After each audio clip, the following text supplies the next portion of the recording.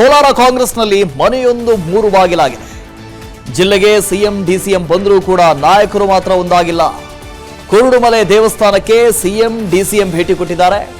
CM DCM ಭೇಟಿ ನೀಡಿದ್ರೂ ಕೂಡ ಆ ಜಿಲ್ಲೆಯಲ್ಲಿ ಬಣ ಬಡಿದಾಟ ಮಾತ್ರ ಇನ್ನೂ ಅಂತ್ಯ ಆಗಿಲ್ಲ. ಬಣ ರಾಜಕಾರಣ ಮಾತ್ರ ಇನ್ನೂ ಅಂತ್ಯವಾಗಿಲ್ಲ. ಕೋಲಾರ ಕಾಂಗ್ರೆಸ್ನಲ್ಲಿ ಈ ಹಿಂದಿನಿಂದಲೂ ಮನೆಯೊಂದು ಮೂರು ಬಾಗಿಲೇ ಇದೆ. ಆದರೆ ಈಗ ಮನೆಯೊಂದು ಊರು ಬಾಗಿಲಾಗಿದೆ. ಜಿಲ್ಲೆಗೆ ಸಿಎಂ ಡಿಸಿಎಂ ಬಂದರೂ ಕೂಡ ನಾಯಕರು ಮಾತ್ರ ಒಂದಾಗ್ತಾ ಇಲ್ಲ. ಕುರುಡುಮಲೆ ದೇವಸ್ಥಾನಕ್ಕೆ ಸಿಎಂ ಬಂದರು, ಡಿಸಿಎಂ ಬಂದರು, ಭೇಟಿ ಕೊಟ್ಟರು, ಜಂಟಿಯಾಗಿ ಪ್ರಚಾರ ಮಾಡ್ತೀವಿ ಅಂತ ಹೇಳಿದ್ರು.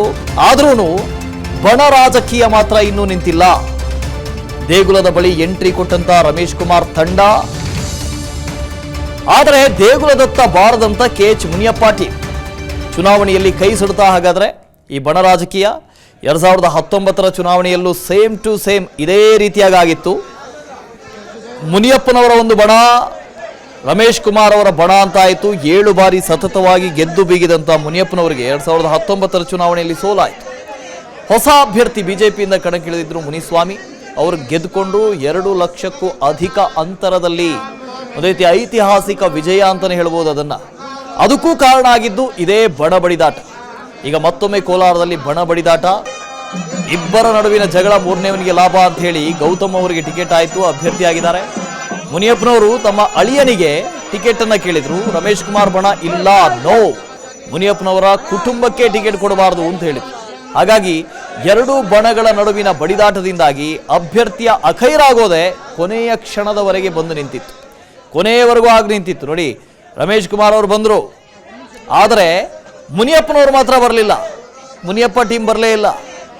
ಇಲ್ಲ ಬಣ ಇಲ್ಲ, ಬಡಿದಾಟ ಇಲ್ಲ, ಅದು ಇದು ಅಂತ ಹೇಳಿದ್ರು.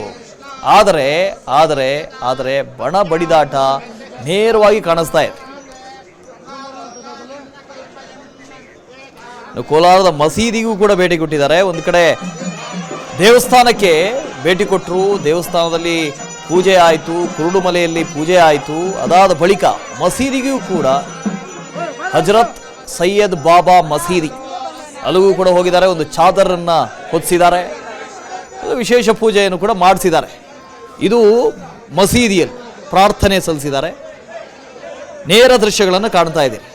ಒಂದು ಕಡೆ ಕುರುಡುಮಲೆ ಗಣೇಶನ ದರ್ಶನದ ನಂತರ ಅದಾದ ಬಳಿಕ ಮಸೀದಿಗೂ ಕೂಡ ಭೇಟಿ ಕೊಟ್ಟಿದ್ದಾರೆ. ಹನುಮಂತ್ ಇದ್ರ ಬಗ್ಗೆ ಡೀಟೇಲ್ಸ್ ಅನ್ನು ಕೊಡ್ತಾ ಹೋಗ್ತಾರೆ. ಹನುಮಂತ್, ಒಂದು ಕಡೆ ಪೂಜೆ ಆಯಿತು, ಮಸೀದಿಗೆ ಹೋದ್ರು, ಎಲ್ಲಾನು ಸರಿ. ಇವತ್ತಿನಿಂದ ಒಂದು ಪ್ರಚಾರ ಆಂದೋಲನವನ್ನು ಕೂಡ ಪ್ರಾರಂಭ ಮಾಡ್ತಾ ಇದ್ದಾರೆ, ಅದೂ ಸರಿ. ಆದರೆ ಕೋಲಾರದಲ್ಲಿ ಬಣ ಬಡಿದಾಟ ಮಾತ್ರ ಇನ್ನೂ ಹಾಗೇ ಇದೆಯಲ್ಲ. ಅದಕ್ಕೆ ಮದ್ದರಿಯವರು ಯಾರು?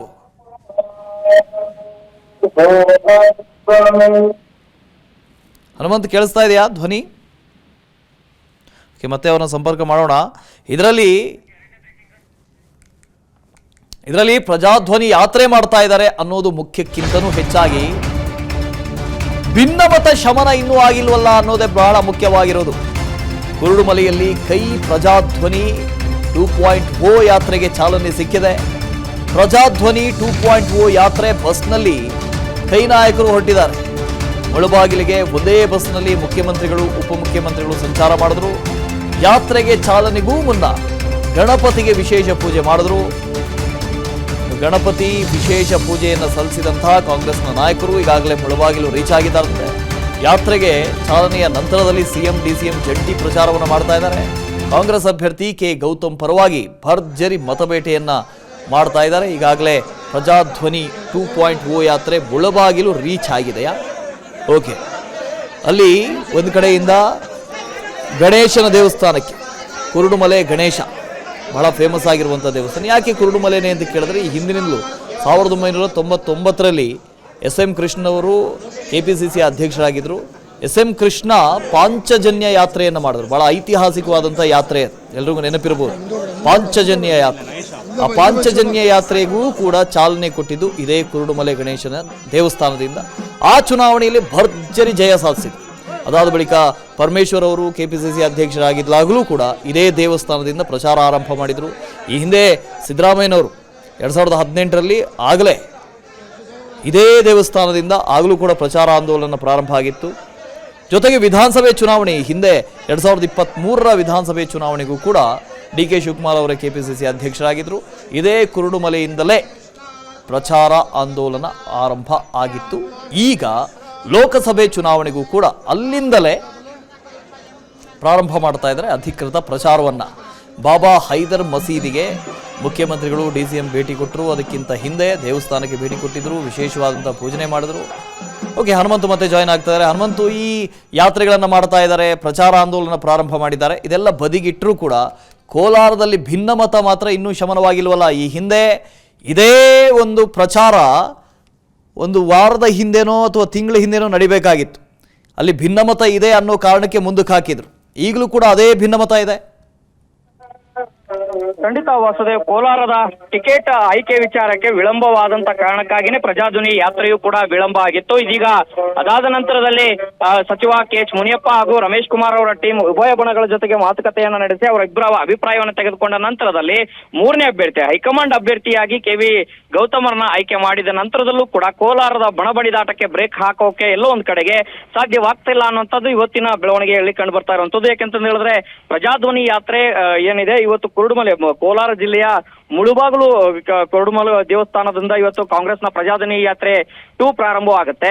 ಈ ಒಂದು ಪ್ರಾರಂಭದ ಸಂದರ್ಭದಲ್ಲಿ ರಮೇಶ್ ಕುಮಾರ್ ಹಾಗೂ ಅವರ ಬಣದಲ್ಲಿ ಗುರುತಿಸಿಕೊಂಡಿರುವಂತಹ ಶಾಸಕರು ಎಲ್ಲರೂ ಕೂಡ ಉಪಸ್ಥಿತಿಯಲ್ಲಿರ್ತಾರೆ. ಆದ್ರೆ ಈ ಜಿಲ್ಲೆಯ ಹಿರಿಯ ನಾಯಕರು ಮತ್ತೆ ರಮೇಶ್ ಕುಮಾರ್ ಅವರ ಟೀಮ್ ಜೊತೆಗೆ ಸಾಕಷ್ಟು ಭಿನ್ನ ನಿಲುವನ್ನು ಹೊಂದಿರುವಂತಹ ಸಚಿವ KH ಮುನಿಯಪ್ಪ ಅವರು ಈ ಒಂದು ಕಾರ್ಯಕ್ರಮಕ್ಕೆ ಗೈರಾಗ್ತಾ ಇರುವಂತದ್ದು. ಆದ್ರೆ ಮೇಲ್ನೋಟಕ್ಕೆ ಇಲ್ಲಿ ಸಮರ್ಥನೆಗಳು ಯಾವ ರೀತಿ ನಡೀತಾ ಇದೆ ಅಂತಂದು ಹೇಳಿದ್ರೆ, ಬೆಂಗಳೂರು ಗ್ರಾಮಾಂತರ ಹಾಗೂ ಚಿಕ್ಕಬಳ್ಳಾಪುರ ಜಿಲ್ಲೆಯ ಉಸ್ತುವಾರಿ ಆಗಿರೋದ್ರಿಂದ ಅವರ ಹೆಚ್ಚಿನ ಜವಾಬ್ದಾರಿ ಅಲ್ಲಿದೆ. ಮೊನ್ನೆ ನಾಮಪತ್ರ ಸಲ್ಲಿಕೆ ಸಂದರ್ಭದಲ್ಲಿ ಬಂದಿದ್ರು, ಇವತ್ತು ಬಂದಿಲ್ಲ ಅನ್ನುವಂತ ಏನು ಸಮರ್ಥನೆಗಳು ನಡೆದಾಗ್ಲೂ ಕೂಡ ಒಂದು ರಾಜ್ಯ ಮಟ್ಟದ ಒಂದು ಕಾರ್ಯಕ್ರಮ ಚಾಲನೆ ಕೊಡುವಂತ ಸಂದರ್ಭದಲ್ಲಿ ಜಿಲ್ಲೆಯ ಹಿರಿಯ ನಾಯಕರು ಇರುವಂತದ್ದು ಅತ್ಯಂತ ಮುಖ್ಯ. ಆದ್ರೆ ಎಲ್ಲೋ ಒಂದ್ ಕಡೆಗೆ ಉಭಯ ಬಣಗಳ ಫೈಟ್ ನ ಕಾರಣಕ್ಕಾಗಿ ಮುನಿಯಪ್ಪ ಅವರ ಮುನಿಸು ಇನ್ನೂ ಕೂಡ ಮುಂದುವರೆದಂತೆ ಕಾಣಿಸುತ್ತೆ. ಆ ಕಾರಣಕ್ಕಾಗಿ ಇವತ್ತಿನ ಪ್ರಜಾಧ್ವನಿ ಕಾರ್ಯಕ್ರಮಕ್ಕೂ ಕೂಡ ಅವರು ಗೈರಾಗಿರುವಂತದ್ದು. Vasudev, okay, thank you. ಅನುಕ್ಷಣದ ಸುದ್ದಿಗಳಿಗಾಗಿ Vistara news YouTube channel subscribe ಮಾಡಿ. ಹೊಸ ಸುದ್ದಿಗಳ ನೋಟಿಫಿಕೇಶನ್ಗಾಗಿ ಬೆಲ್ ಐಕಾನ್ ಕ್ಲಿಕ್ ಮಾಡಿ. ಲೇಟೆಸ್ಟ್ ಅಪ್ಡೇಟ್ಸ್ಗಾಗಿ www.vistaranews.com ವೆಬ್ಸೈಟ್ಗೆ ವಿಸಿಟ್ ಮಾಡಿ.